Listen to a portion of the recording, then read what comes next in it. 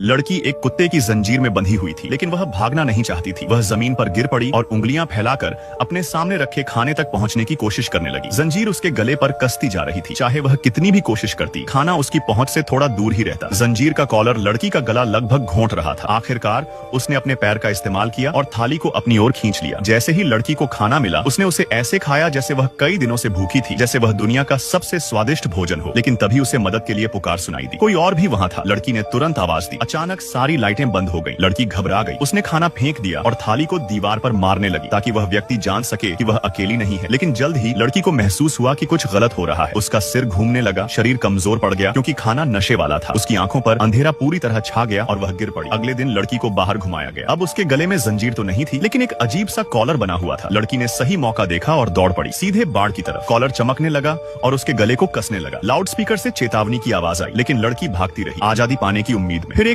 जोरदार झटका लगा और वह बेहोश हो गई। जब होश आया तो वह फिर अंदर जंजीरों में बंधी थी, लेकिन इस बार वह अकेली नहीं थी। एक आदमी भी उस पिंजरे में था। वह बोला कि उसे भी अगवा किया गया है। हम एक दूसरे को देखते रहे और दोनों के मन में एक ही बात थी, भागना है। अगले दिन हम शांत रहने का नाटक करते हुए धीरे धीरे बाढ़ के पास पहुंचे। इस बार वहाँ बिजली नहीं थी। हम तेजी से चढ़े और भागने लगे, हाथों में हाथ ली। कुछ कदम ही चले थे कि हमारे कॉलर फिर चमक उठे और कसने लगे। लड़की जमीन पर गिर पड़ी, सांसें टूट रही थी। आदमी लड़की को खींचने की कोशिश करता रहा, लेकिन एक झटके ने उसे भी गिरा दिया। जब हमें होश आया तो हम दोनों फिर से बंद थे, लेकिन इस बार पिंजरे अलग अलग थे, आमने सामने। एक दिन गार्ड खाना लेकर आया। आदमी ने सोने का नाटक किया और फिर अचानक उस पर हमला कर दिया। उसने गार्ड को बेहोश किया और उसकी तलाशी ली। उसे चाबी मिली और उसने अपना कॉलर खोल लिया। वह लड़की की ओर मुड़ा, उसे आजाद करने के लिए, लेकिन लड़की ने अपनी थाली उठाई और जोर से उसके सिर पर मार दी। आदमी बेहोश होकर गिर पड़ा।